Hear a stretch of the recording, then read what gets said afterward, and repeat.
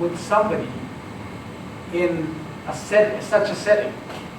Yung ibang ano nga of course, meron simula ng ano ano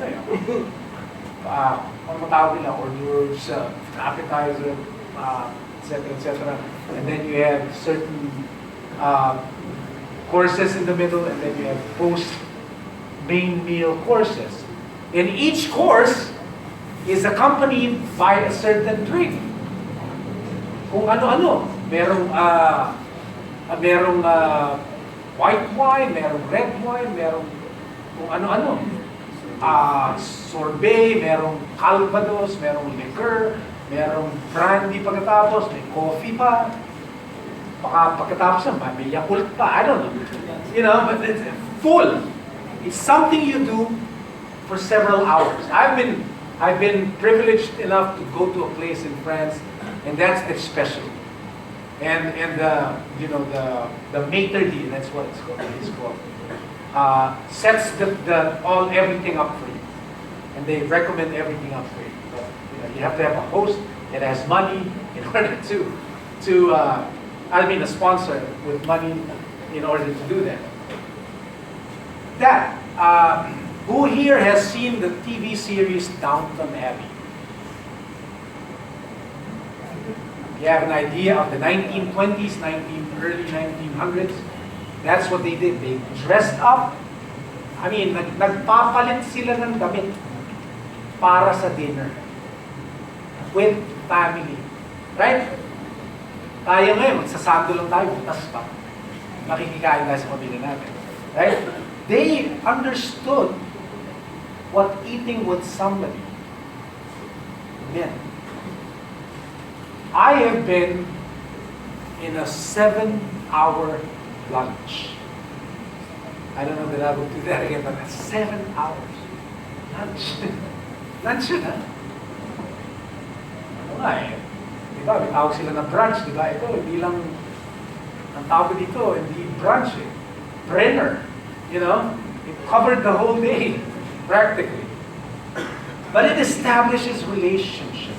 It brings people closer. Such activities strengthen bonds. You know, as somebody would put it, somebody I know would put it, he would put it this way.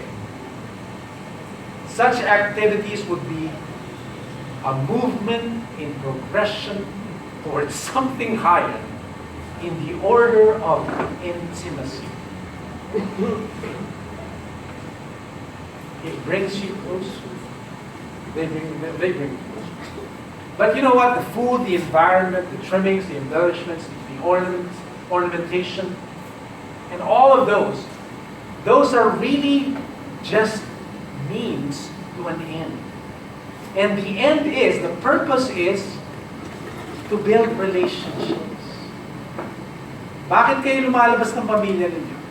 Well, siyempre, siguro maganda yung palabas sa sine, siguro masarap yung pagkain. But those are just means to an end. The real end, the real purpose is so that you can spend quality time together and bond and build relationships and move in that progression toward intimacy. That's the point.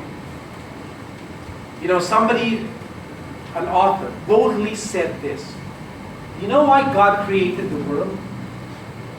He said it's because He had to have a venue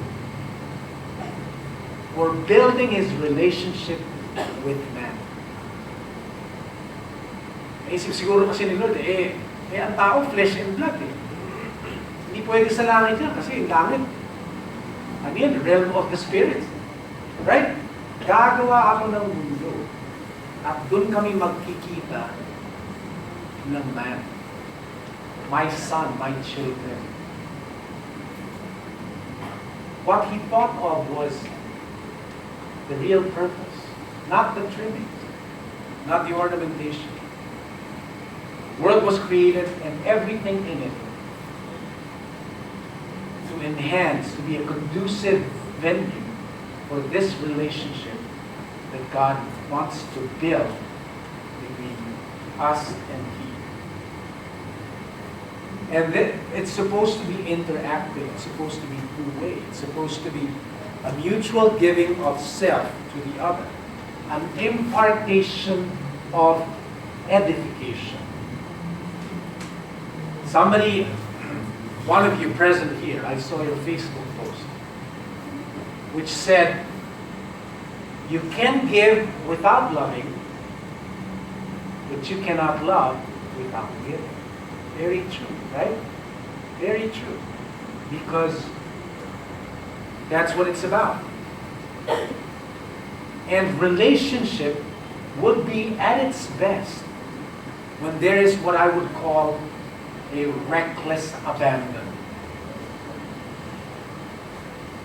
Reckless abandon. Ibig sabihin, walang pakialam kung masasaktan man ako, ibibigay ko yung sarili ko sa'yo. Ibibigay ko yung 100% ko sa'yo. I will be very vulnerable, recklessly vulnerable to you. You may hurt me, you may betray me. I don't care, but I will give myself to you. 100% oblation, all of me, nothing withheld. Even risks are thrown in. That's when relationships work best. There's also a big difference, I mentioned earlier, there's a big difference between eating or having dining and just chowing down or picking out. But there's also a big difference between, and this is it's not really vulgar, this is just wholesome truth, between lovemaking and copulation. You understand the word? Big difference. A married man and woman, they're supposed to make love, not mate. Not just sleep together. They're supposed to be building a relationship using a certain gift that God has given to us or to them. Again, within marriage. Okay? The word no in the Old Testament, or many times in the Old Testament, came from the root of what a husband and wife do in their bedroom. That word no. In Genesis it says, and Adam knew his wife. That means they made love, they slept together, and they made a baby. That's what it means. The same word, or the same root of the word, is used for our relationship with God. Isn't that what I mentioned, lovemaking? Isn't that one of the most intimate ways a man and wife can do together and build relationship? Right? Same root word used for God's relationship with man. Well, no wonder. Because in Ephesians chapter 5, we're supposed to be the bride and Jesus is supposed to be the groom. Right? And one day, we look forward to this, we will participate in that great wedding feast. And it will be the consummation, the highest point of our relationship with Him and with God, and our reconciliation to God through Him. If our attention is on the needs, if our intention is to satisfy ourselves, let's go back to this dinner again. Kung sabihin na lang natin, ikaw yung babae, dinala ka ni lalaki, isang napakagandang lugar. You know? And his intention was to get to know you more. Ikaw naman, impressed, sarap ka sa pagkain. Hindi mo pinapakinggan, katulad yung ginagawa nyo kanina sa mga parents, sa mga people.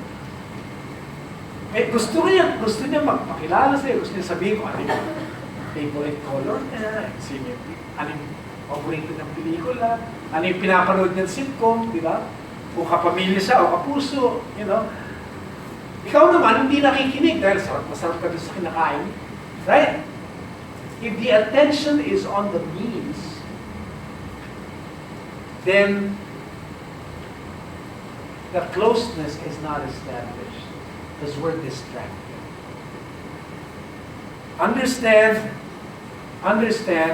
which is the means and which is the purpose.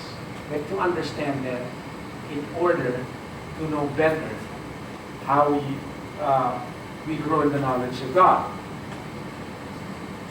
And our attention is on the means, then there will be emptiness. There will be loneliness. The exercise will be futile. You know, you will be in the company of someone and yet lonely. That's the saddest thing to happen to anyone, right? You have friends, but you're lonely. You feel alone. You're in a group, but you feel like, you know, you're alone. Very sad. But on the other hand, if we're giving, we build up each other. And inevitably, hindi maiiwasan, you build yourself up too. If that's not your sole purpose or your primary intention. You give yourself a very biblical principle. He who gives his life or loses his life finds it. He who withholds all the more loses it. If you're giving, you build up the other. If you build up the other, then you build up, inevitably you build up yourself. Who here has seen the movie Jerry Maguire? Raise your hand. Okay, old movie. Nice.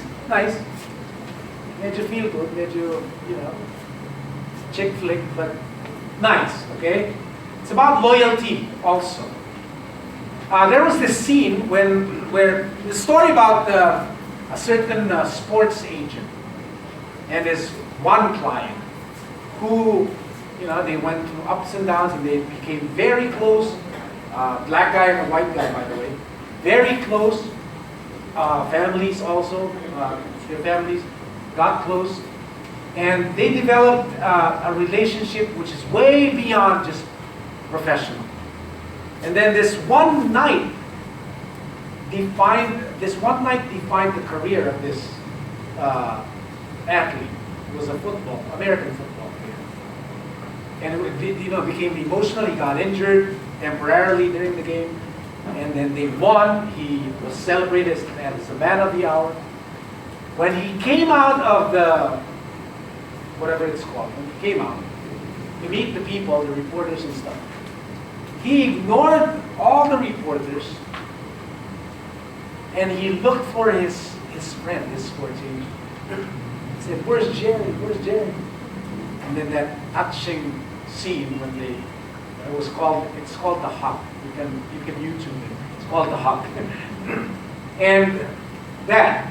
Now, standing nearby was, I don't know if you remember, all of you have seen it, Bob Sugar, the other, you know, the other sports agent, and his football player client with him. And the football player client asked him, "How come we don't have that kind of relationship?" And then the agent hugged him, and then the guy pushed him. Don't do that. Because it takes time to establish something that these two guys have. Close takes time. You can't force it. You have to spend time to establish it. I know of a very sad story. A bit of information, not a story, but a bit of information. I know of somebody who asked his father on a weekend, I forgot, a no work day, and they were in the living room of his father's house, and TV was on, Father was watching, and the son said, "Can't we spend time together?" And the father was kind of irritated, turned off the TV and said, "Okay, what do you want to talk about?" They didn't go farther than that. They didn't move in progression towards something higher in the order of intimacy. Because you don't force it that way. You work on it. You work on it. And it involves communing with each other, fellowshipping. And you know what? It may include, and it does include, fighting, arguing, disagreeing, forgiving, accepting. It includes that. Misunderstandings, those are all included. But you work on it. That's how you build it up. That's how you know something. Revelation chapter 3, verse 20. Jesus speaking. He said, "Behold, I stand at the door and knock." The wrong interpretation of this is when it's used for evangelism. Jesus was talking to his people, the church. In this context. He was talking to the church and saying, "I want you to know me more. I want to come in and dine with you. Not go to McDonald's with you, but have a full course meal with you. Sit with you for at least 3 hours and build our relationship." And would you, once in a while, I'm sure that the deacons and the priests who talked to you earlier felt this. Would you turn off your phone and listen to me for a while? I want to tell you something about myself. That's their instruction, by the way, which nobody got. A few here in this group 1. But they were supposed to tell you about themselves so that you would know them better. And I'm sure in their hearts they were feeling, stop writing, stop drawing, stop looking at pictures on your phone. And know me. This is what Jesus is telling us, his church. He wants to reconcile us to himself and to God, to our original fellowship, back in the Garden of Eden. The daily office of prayer. By the way, we won't finish today, okay, tonight. We will continue next Wednesday, but we'll end in a short while. In John chapter 4, this was reading in the daily office a few days ago.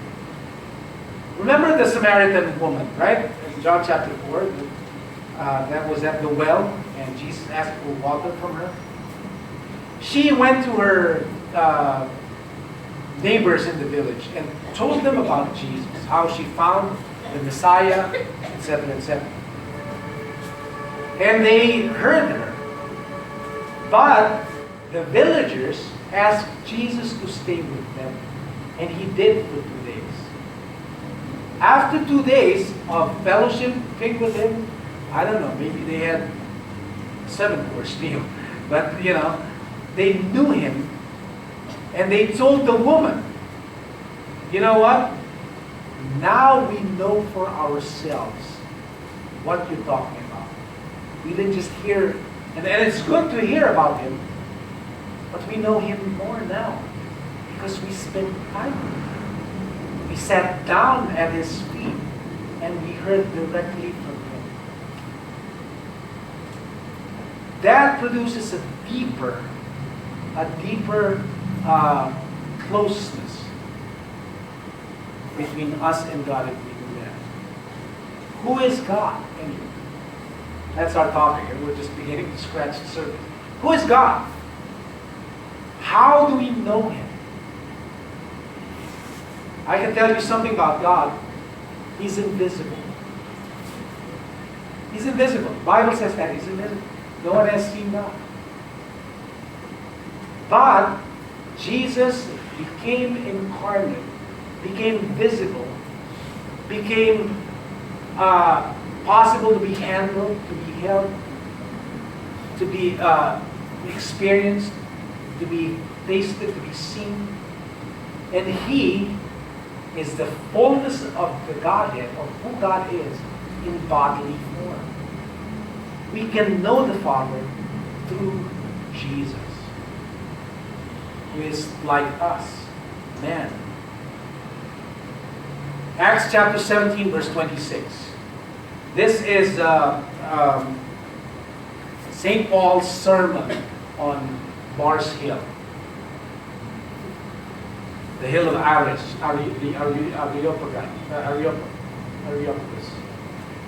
He said there, God made man to seek Him. God made man to seek Him. God put an empty space in man that only He could fill, so that man would seek Him. And St. Paul said, this God is not far from us.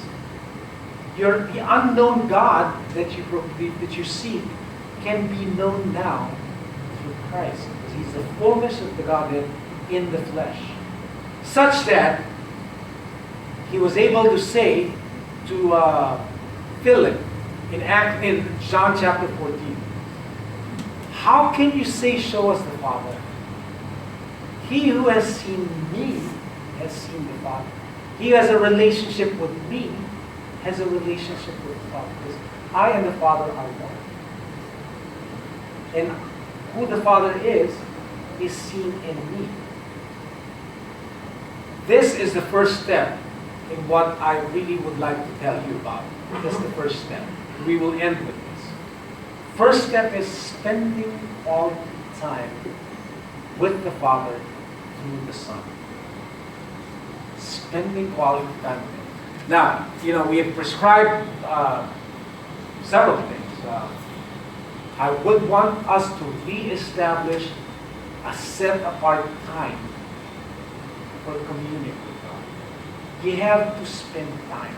You have to. Those who want to lose weight, those who want to stay in shape, you have to spend time in order to accomplish that. There is no magic pill. Don't waste your money. And don't be fooled. There's no magic pill to make you fit, to make you slim, to make you lose weight. No such thing whatsoever. You have to work on it. You have to spend time to do it and accomplish it. Similarly, that's how we build our relationship with God. We spend time with Him, not fast food time, quality time, sharing a meal with Him, participating in the activities He wants us to participate in, participating in such activities with our brothers, in together knowing Him, spending time growing in the knowledge of Him. Because that's the way it is, the kingdom of our God.